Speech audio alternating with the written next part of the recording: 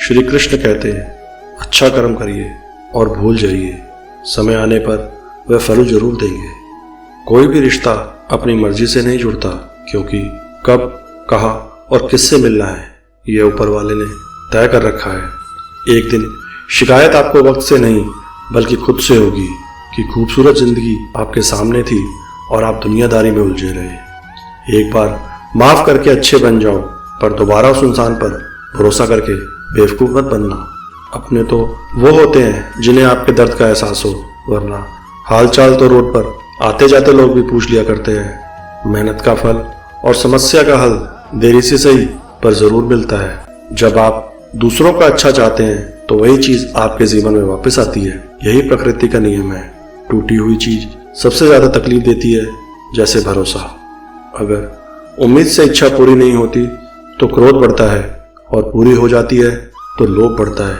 इसलिए जीवन की हर परिस्थिति में धैर्य बनाए रखना श्रेष्ठ है। मदद लेने तो सब लोग आ जाते हैं, परंतु जब आपको मदद की जरूरत होती है तब मदद करने कोई नहीं दिखता। श्री कृष्ण कहते हैं, अच्छा कर्म करिए और भूल जाइए, समय आने पर वह फल जरूर देंगे। ब्लेड की धार तो बहुत तेज होती है, परंतु पेड़ को नहीं काट सकती, लेकिन कुल्हाड़ी बहुत मजबूत होती है पर बाल नहीं काट सकती। वैसे ही इंसान अपनी काबिलियत के अनुसार श्रेष्ठ होता है। सिर्फ उसी के सामने झुको, वह हर किसी के सामने तुम्हें कभी झुकने नहीं देगा।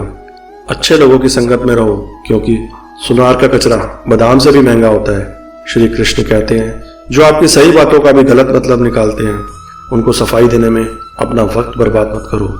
मुसीबत रुई की भरी हुई थैली की जैसे होती है, देखते रहोगे तो बहुत भारी दिखेगी और उठा लोगे तो एकदम हल्की हो जाएगी। जब परमात्मा को आपसे प्यार होता है तो आपके लिए वही करता है जो आपके लिए अच्छा होता है, और तमाम लोगों को आपसे दूर कर देता है जो आपके लिए काबिल नहीं होते। श्री कृष्ण कहते हैं, अपनी समस्याओं को कभी किसी के साथ साझा ना कीजिए, क्योंकि 80% लोग आपकी उन समस्याओं की परवाह नहीं करेंगे। बाकी के 20% लोग खुश हो जाएंगे कि आपके पास ये समस्याएं हैं।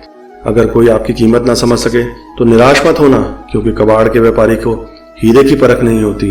मौन और मुस्कान दो शक्तिशाली उपकरण हैं। मौन कई समस्याओं का हल करने का एक तरीका है, और मुस्कान कई समस्याओं से बचाने का। कोई भी इंसान ऐसे ही अपने आप को नहीं बदलता। जिंदगी में कुछ हादसे ऐसे होते हैं जो इंसान को बदलने पर मजबूर कर देते हैं। जिंदगी एक बार मिलती है, यह बिल्कुल गलत है। सिर्फ मौत एक बार मिलती है, जिंदगी तो हर रोज मिलती है।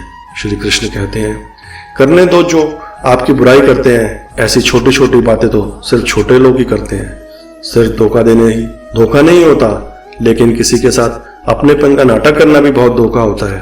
हिम्मत नहीं हारना, अभी आगे जाना है। जिन्होंने कहा था तुमसे नहीं होगा, उनको भी करके दिखाना है। श्री कृष्ण कहते हैं, यदि मेरा भक्त मौन होकर सब सुन रहा है तो समझ रखिए उसके मन और विश्वास का उत्तर मैं स्वयं देता हूँ। जिसका भी साथ दो, खुलेआम दो, विरोधी कहलाओगे लेकिन गद्दार नहीं। कोई भी रिश्ता अपनी मर्जी से नहीं जुड़ता, क्योंकि कब, कहाँ और किससे मिलना है ऊपर वाले ने सब तय कर रखा है। कहने वाले तो बिना सोचे सब कुछ बोल देते हैं, लेकिन कभी यह सोचा है कि सुनने वाले पर क्या बीती है। जीवन जीने के लिए आवश्यक है, परंतु बात जब मर्यादा की आती है तो शस्त्र उठाना अनिवार्य हो जाता है। मन खराब हो तो खराब शब्द नहीं बोलने चाहिए, क्योंकि मन तो बाद में ठीक हो जाएगा, परंतु एक बार बोले गए शब्द कभी ठीक नहीं हो सकते। किसी को धोखा देना एक कर्ज है जो आपको किसी और के हाथों से जरूर मिलेगा। उस व्यक्ति की शक्ति का कोई मुकाबला नहीं करता जिसके पास सहन शक्ति है। लड़ने की ताकत तो सबके पास होती है, लेकिन किसी को जीत पसंद आती है और किसी को रिश्ते। बुद्धि तो सबके पास होती है, परंतु चालाकी करना या ईमानदारी या संस्कारों पर निर्भर करता है। दोस्तों, अगर आपको मेरी बातें पसंद आ रही हो तो प्लीज लाइक और सब्सक्राइब जरूर कीजिएगा। आइए आपको एक कहानी सुनाता हूँ। शोभा नाम की एक औरत जिसकी बहन वृंदावन में रहती थी। एक दिन वह उसको मिलने के लिए वृंदावन गई। शोभा जो कि काफी पैसे वाली औरत थी, लेकिन उसकी बहन कीर्ति जो कि वृंदावन में रहती थी अधिक पैसे वाली नहीं थी, लेकिन दिल की वह बहुत अच्छी थी, या फिर कह सकते हैं कि दिल की बहुत अमीर थी। उसका पति मिट्टी के घड़े बनाने का काम करता था। शोभा काफी सालों बाद अपनी बहन को मिलकर बहुत खुश हुई, लेकिन उसमें थोड़ा सा अपने पैसों को लेकर घमंड भी आ चुका था। वो कीर्ति के घर हर छोटी बात पर उसकी चीजों में कमी निकालती रहती थी, लेकिन कीर्ति उसको कुछ ना कहती, बस यही कह देती कि जो बिहारी जी की इच्छा।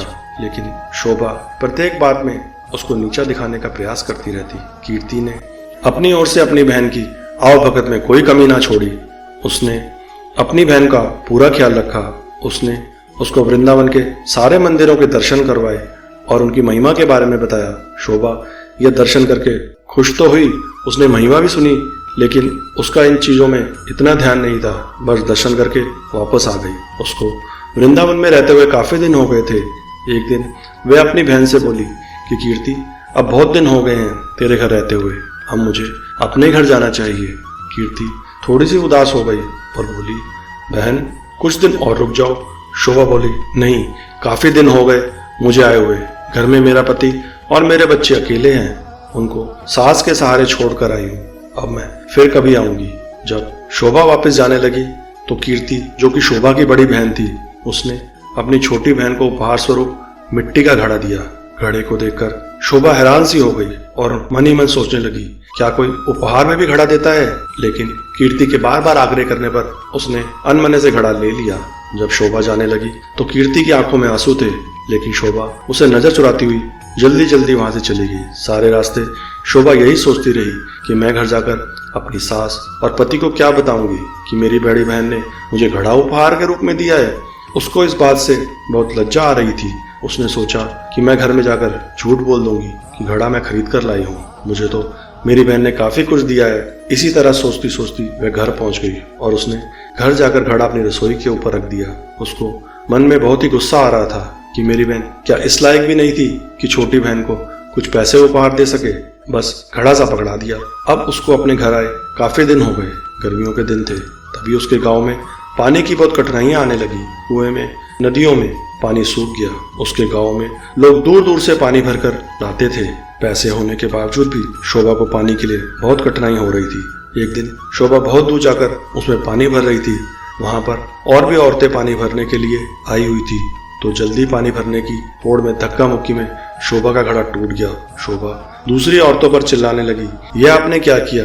बड़ी कठिनाई से तो मैंने पानी भरा था, आप लोगों ने धक्का मुक्की करके मेरा घड़ा तोड़ दिया। अब वह उदास मन से घर आई। अब उसके पास कोई और दूसरा बर्तन भी न था पानी भरने के लिए। तभी अचानक उसको अपनी बहन के दिए हुए घड़े की याद आई, तो उसने रसोई के ऊपर से घड़ा उतारा और फिर चल पड़ी बड़ी दूर पानी भरने के लिए। जब कुएं पर पहुंची तो भीड़ कम हो चुकी थी। वह घड़े में पानी भरकर घर लाई। तभी उसका पति खेतों से वापस आया। गर्मी अधिक होने के कारण वह गर्मी से बेहाल हो रखा था और आकर बोला, शोभा क्या घर में पानी है? क्या एक गिलास पानी पीने को मिलेगा? तो शोभा ने कहा, हाँ मैं अभी भरकर लाई हूँ। उसने उस घड़े में से एक गिलास पानी भरकर अपने पति को दिया। गले में से पानी उतरते ही उसके पति एकदम से उठ खड़ा हुआ और बोला, यह पानी तुम कहाँ से लाई हो? शोभा एकदम से डर गई कि शायद मुझसे कोई भूल हो गई। उसने कहा, क्यों, क्या हुआ? उसके पति ने कहा, यह पानी नहीं है, यह तो अमृत लग रहा है। इतना मीठा पानी तो आज तक मैंने नहीं पिया। यह तो कुएं का पानी लग ही नहीं रहा, यह तो लग रहा है किसी मंदिर का अमृत है। शोभा बोली, मैं तो कुएं से ही भर कर लाई हूँ, यह देखो घड़ा भरा हुआ है। उसके पति ने कहा, यह घड़ा तुम कहाँ से लाई थी? उसने कहा, जब मैं वृंदावन से वापस आ रही थी तो मेरी बहन ने मुझे दिया था। यह सुनकर उसका पति चुप हो गया। अब शोभा का पति बोला कि मैं थोड़ी देर के लिए बाहर जा रहा हूँ, तब तक तुम भोजन तैयार करो। शोभा ने उसे घड़े के जल से दाल चावल बनाए। घड़े के पानी से दाल चावल बनने से उसकी सुगंध पूरे गांव में फैल गई।